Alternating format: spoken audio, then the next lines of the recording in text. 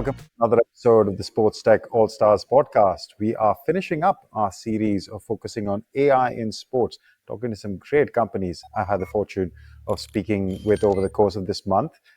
Stay tuned for next month, where we're actually going to be talking about sports tech for women's sports and how sports tech and technology in general is helping drive the adoption and of bringing fans to, let's say, women's sports and helping women's sports grow in general. It's a fascinating lineup of guests that we have for you.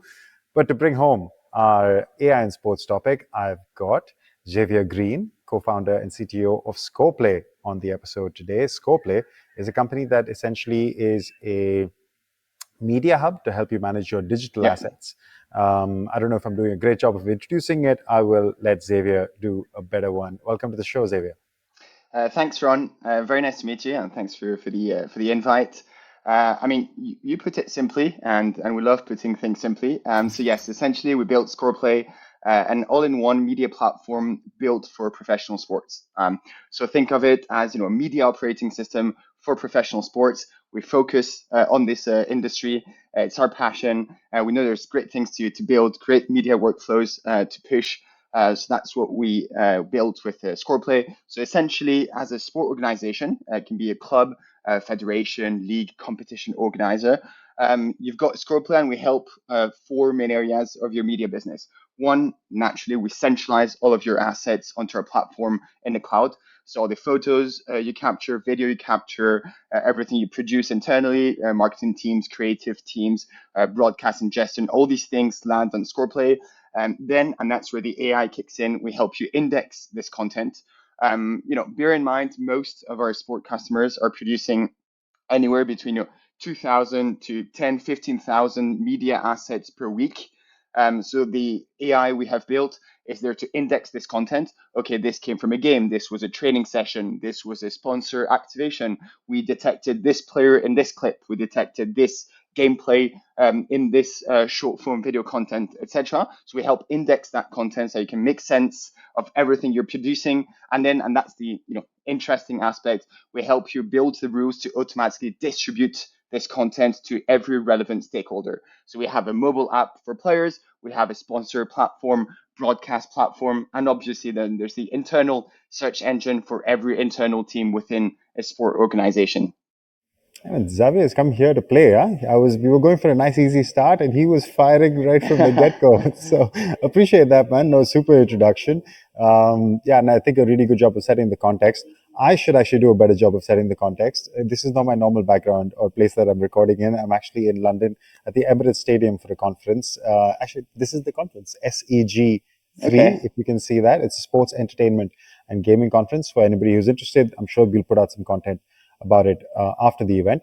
But coming back to Xavier, and maybe a topic related to media and entertainment, before we get to ScorePlay, I always want to know a little bit about the person. So Xavier, what brought you to setting up this company or being part of the founding team?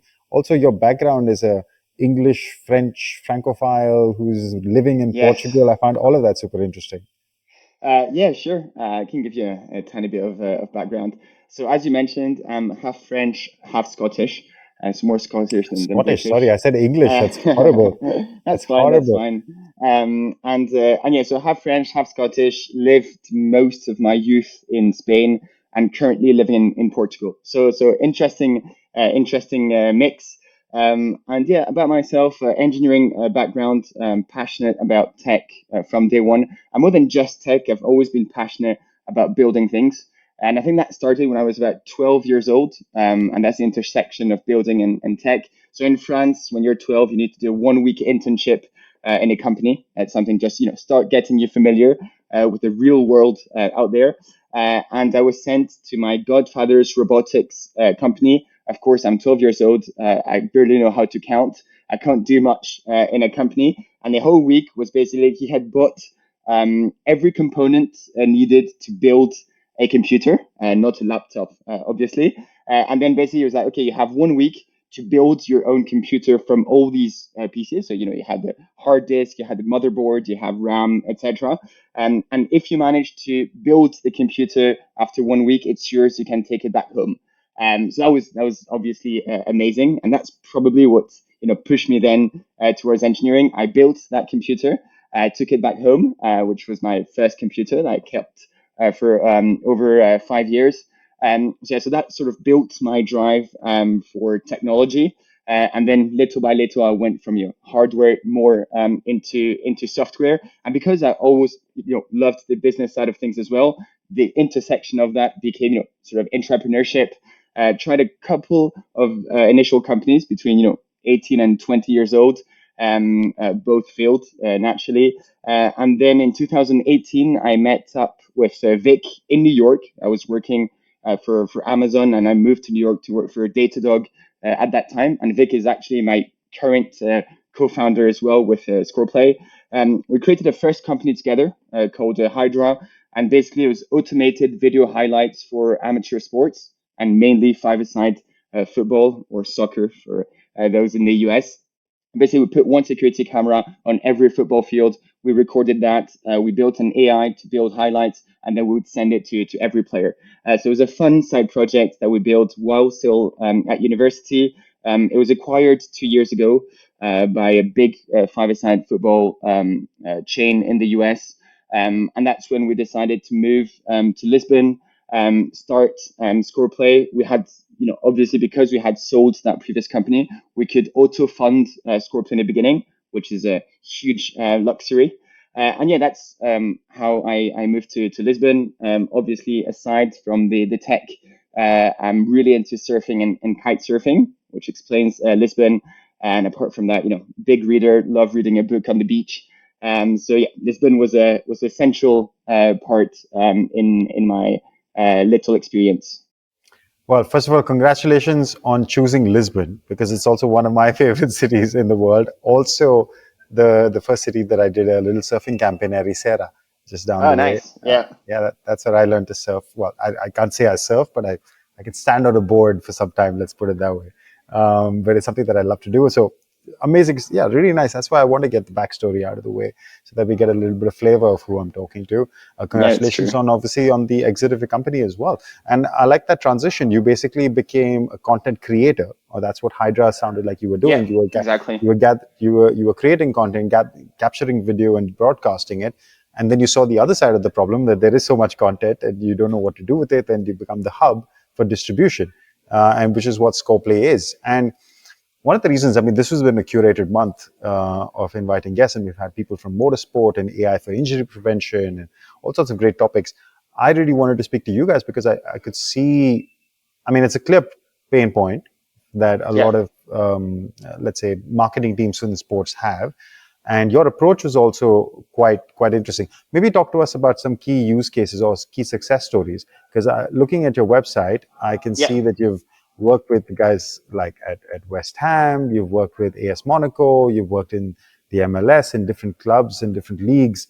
So what has been the constant feedback that you get from them? Yeah, yeah, no, great question. And yes, in fact, you have really, built that transition between Hydra and ScorePlay. Between these two projects, it's exactly what you mentioned. Because before we were in amateur sports, you don't capture and you don't build so much content. So on that side, we're focusing on the creation of content, which is what we were doing.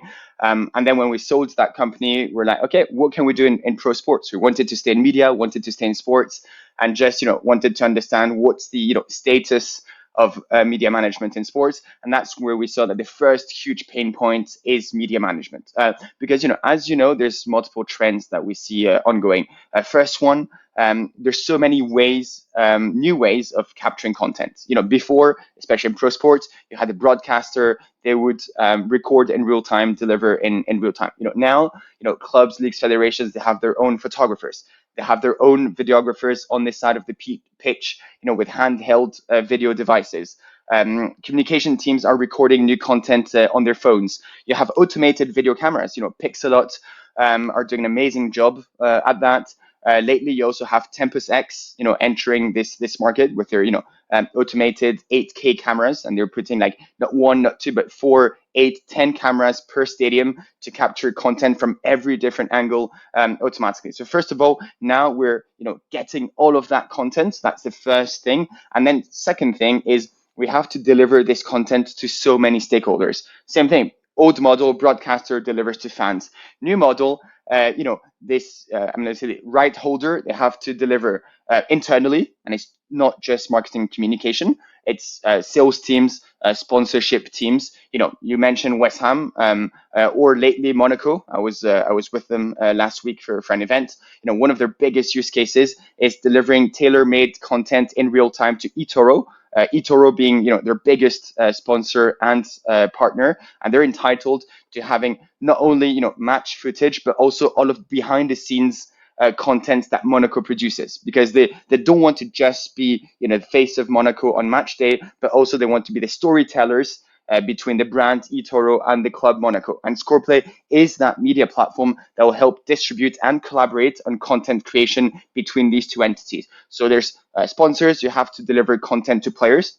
Players are obviously the biggest ambassadors of sport organizations, broadcasters, and Apple and the MLS is interesting. Apple is asking the MLS to basically now start recording on their phones on match day what's happening in the locker room, what's happening pre-game, what's happening in the bus, and send that in the highest quality possible to Apple, so they can also start building that story of why they're getting into professional sport. And ScorePlay is helping ease that flow of content, then external media outlets. So we're in a world today where you have to, even fans, we have to distribute that content, and it has to be the right content distributed to the right person. And that's where ScorePlay comes in, just to be that central platform. We're a backend platform. We're not the OTT provider, we're not the website builder, we're not the fan app builder, but we're the backend infrastructure that helps you build these media workflows.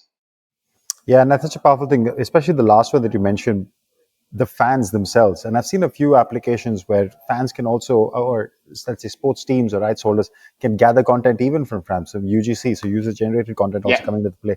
I mean, it's so weird. At one side, it feels like we're constantly starved for content. Everybody's constantly craving content about their new team and their favorite teams and athletes and such. At the same time, there is so much content being created. Yes. So the problem of exactly what you said, finding the right content for the right audience at the right time as well. And that becomes a very interesting problem to solve, which you guys And have tackled. just Yeah, go ahead. and just on that last thing you mentioned, about use cases and how clubs and customers play into this. That's it. That's a key part of it, because obviously we're not from the pro sports industry, which is hard to penetrate this industry, as you must know. So they, at the beginning, it's difficult, but then you see like super interesting network effects play in. But most of the features we have, most of the AI powered workflows that we have, they're built by our customers. So we are the platform that delivers that feature to our customer. But they're it's our customers that think about these use cases, that understand the pain points they have, and come to us saying, "Hey, what you've built is great, but it would be great if you could do this." And that's a really interesting aspect. And just recently, we signed the Sacramento Kings in NBA.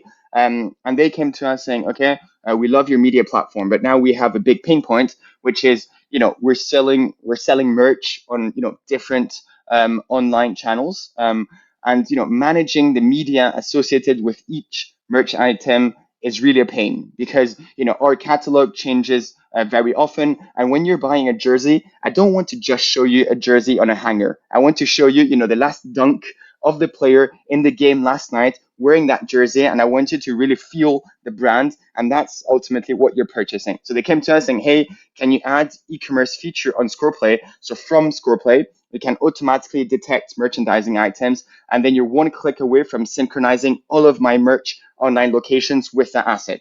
It's the last feature we built together. Naturally, these workflows, they come from the industry, they come from the clubs, the leagues, the federation themselves, and we're just the intermediary helping build and deliver that feature to them. And boom, that's where the AI steps in as well, because you can use Exactly. computer vision to do the brand recognition, to do the object recognition, and then extrapolate that solution to, as you said, identify a real pain point, or in this case, it's not so much a pain point, but an opportunity. Where from a video, Exactly. where from a video clip, I can say, hey, let's drive some commerce. So just the last couple of bits on the business, and then I want to speak a bit on the AI side. So this is purely B2B, and you're Yes. selling, it's a solution that you sell not just to teams, but also to leagues, to all sorts of rights holders, right? So the team can acquire you, but a league can as well. Who else? Or broadcaster, perhaps? Yeah. So the first, part, and this is, part of the ScorePlay DNA. We built ScorePlay bottom up. So, we started with operational teams. At the end of the day, we're media geeks. So, we wanted to understand how this content gets captured, how it's created, why are you delivering this content to this third party, etc. So we started building this bottom up, meaning we started with clubs. So we started with football clubs. The beta we ran for 6 months in order to actually build a product was with 10 different football clubs worldwide, different sizes, but we started with clubs. So that was our first customer, and that's our volume market. And the good thing is we've been able to transition the team from, club use case to a league federation use case. So a league use case, we just signed the LNB, so the French Basketball League, for example. And then, we're scaling this to federation, International Ski Federation. We won the bid for the Paris 24 Olympics. So we'll be covering the media solution for them. So basically, when we say pro sports, it's, a large panel of opportunities from clubs to leagues to federations, competition organizers like the Freeride ski tour, and little by little also perhaps content producers and broadcasters. So with Wasserman or Sunset Vine, we'll be helping them cover their media needs. So we're focusing on pro sports because there's so much to build, and the workflows are really different from other industries. Because essentially today, sports club is a brand, and we have to help them build that media brand, and that's the tool we're building. So focus on sports, but then that still offers a wide range of opportunities. Exactly, as you said, pro sports has so much yet to be solved, especially in this area in the media distribution space.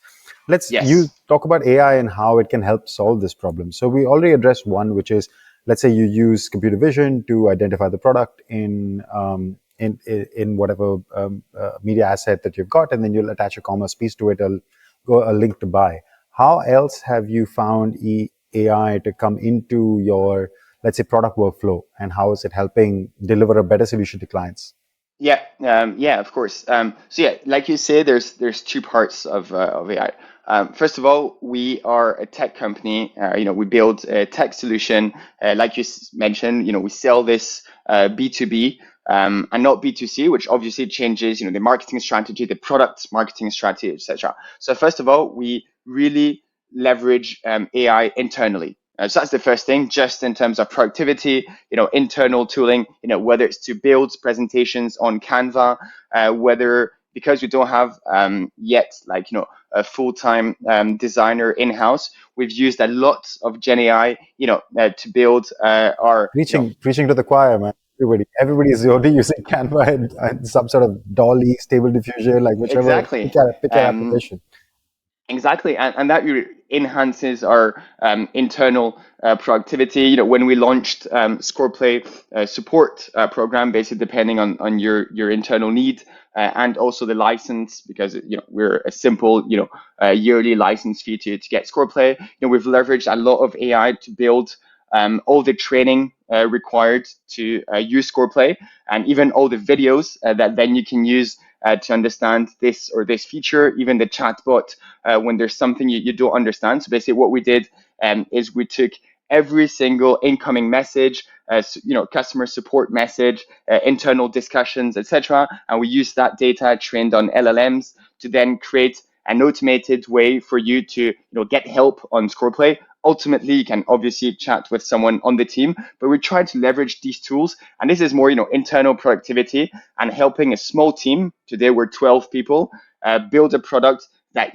internationally can scale to any pro sports organization. So there's, the internal AI, and then obviously there's the AI that we build into our tool. At first, this is for indexing purposes. So, detect this player, detect this situation, detect this brand logo, etc. And more, now we're using this for content production. So, we work with Wembenyama Comsport agency. So basically his communication and marketing agency. And, the great thing, well, now it's been drafted in the IBA, of course, and on the ScorePlay Comsport platform, we have content from when he was in France. We have content from his journey to the US, and then we have content from when he landed in the US and his first experience of what the US is. Wouldn't it be great if 6 months from now you can go on ScorePlay and you can be like, okay, I want to generate a 3-minute video format required for Instagram, taking all of the content that we've seen, and I want this to be on the draft of Wenbenyama. And then you would wait for the ScorePlay media magic to happen, and then we can also help you in the content production, but not just purely artificial, but really reuse all of the content that you've centralized and indexed on ScorePlay to build these new media experiences. So that's also where we're driving the product right now. Super powerful stuff. So first of all, if you're getting some Spurs tickets, then please think of a friend here in Berlin or presently in London. But no, I mean, the fact that this has been such an incredible story, and he is the next king or next coming of the king or whatever. Yes. But y'all are involved with these kind of projects is also another shout out to why, because I kept seeing the name ScorePlay in a bunch of different places. So I wanted to chat with you guys and bring you on the show. But what I loved actually about your answer was the first part of the answer, where you talked about using AI as tools for improving your own efficiency, internal use of these tools. Like that's what we do as well. We're a small team of 7, 8 people, and how do we maximize output? So the use of AI, how it impacts your clients is one side, and you explain Yeah, that clearly. But also the fact that this is not just for clients. We use it. We use GPT tools. We use AI image creators, whether it's AI music generators, whatever it might be, yeah, whatever the purpose it serves, that it helps you increase your productivity and do more with less, whether it's people or time or other resources. So great exactly. to hear, Zav. Okay, let's talk about the future. What's coming up for you guys over the next 12, 16 months? I know you did a fundraise. Was it last year? I think you raised about 1 million. Yeah. Do you have Um, something in another fundraise coming up? Talk to us about the 12 18 next 12 18 months looks like. yeah, of course. First of all, and this, may be, a tiny bit of the, the French and European mentality kicking in. With Vic, we built ScorePlay, but we wanted to make sure that we were going to build a profitable company in the long term, which is why we auto-funded ScorePlay at the beginning until we were definitely sure we had met product market fit. For us, that was important, personally. And second, and that's also the beauty of a B2B SaaS, is that you're charging a yearly license for your company. So normally, the experience shouldn't be about burning cash just to acquire customers. We want to have a sane relationship with our with our customers, which also means a sane relationship with our business. So we started auto funding ScorePlay. That we did a few rounds of business angel investment. And it was less about the cash because we're nearly profitable at that moment, and more about having key people come in and help us in our entrepreneur journey. And that's helping us build the company. Obviously, it also meant helping us enter and penetrate, professional sports. And that's where Nicolas Julia from Sorare came in. And he's been, a key player in the ScorePlay journey. He helped us as, entrepreneurs that do not come from pro sports understand how that business runs, understand the industry, and how you can mix both worlds. So he was key in the beginning of the adventure. Then Mario Götze came in and opened, a whole new level of football vertical for us. End of last year, Kevin Durant came in at a critical moment where we're entering the US. It's not easy as a European company to enter the US and do so successfully. So, him and 35V in general have really helped us on that. And we recently signed a yearly deal with a Major League Pickleball. And Wow. obviously that was, very much thanks to them, and help us understand, what's also the future of US sports. So that's been really, really interesting. So we've done these different rounds of angel investment. And yet just recently, we've done our seed funding. We just raised our seed round led by US investor. We'll communicate, and the info will go public in the next couple of weeks. But yeah, we're really happy about it. It's also, a new adventure and a new page for the ScorePlay team. And the idea for that is twofold. One, continue securing our enterprise product, and that requires scaling out the tech team. Right now, we're four in the tech team. It's been great so far, but it's time now that we expand that team. And second is entering the US and entering the US properly. If you want to really go after that market, especially in media and entertainment, non-arguably the biggest market that we have as a company, but you need to do so in the right manner, put in the right resources in the US, and invest the right amount of money to take that market seriously. So that's kind of where we're going. Yeah, I mean, all sounds really good, actually. I mean, obviously, you've dropped like a who's who of the sports tech investment world. You've got a big footballer, you've got a big basketballer, and clearly, probably the poster boy of the Web3 movement in sports as well, with Sorare in there and Nicolas Julia. Yeah. So, kudos to you guys and the team for executing hard and being able to attract these kind of investors who are seasoned investors. Mario Götze as well, who he has been around the startup sports Oh tech yeah, startup circuit absolutely. for a while. All right, Xav, it has been an absolute pleasure having you on the show. We have to wrap it up. Unfortunately, I could have gone on and on, so I will leave you with my last question, which is my favorite question to ask. I always like to believe that we're sports fans first when we choose this industry to work in. So I'd like to know what has been your favorite sporting moment, either one that you watched as a fan or participated as an athlete yourself? Oh, interesting. Well, obviously, there's countless. I could tell you when I was in New York and France won the World Cup, and French fans basically blocked Fifth Avenue, just cruising through New York to reach Brooklyn, and then in Brooklyn we were all taking over the streets. No cars were allowed. All cheering together and drinking Ricard, and the whole atmosphere was as if I was in the southeast of France. I'm actually in Montpellier now. It was the same atmosphere, but in Brooklyn, which was mad. No, probably the real one was when Italo Ferreira, surfer, won the Tokyo Summer Olympics gold medal in 2020.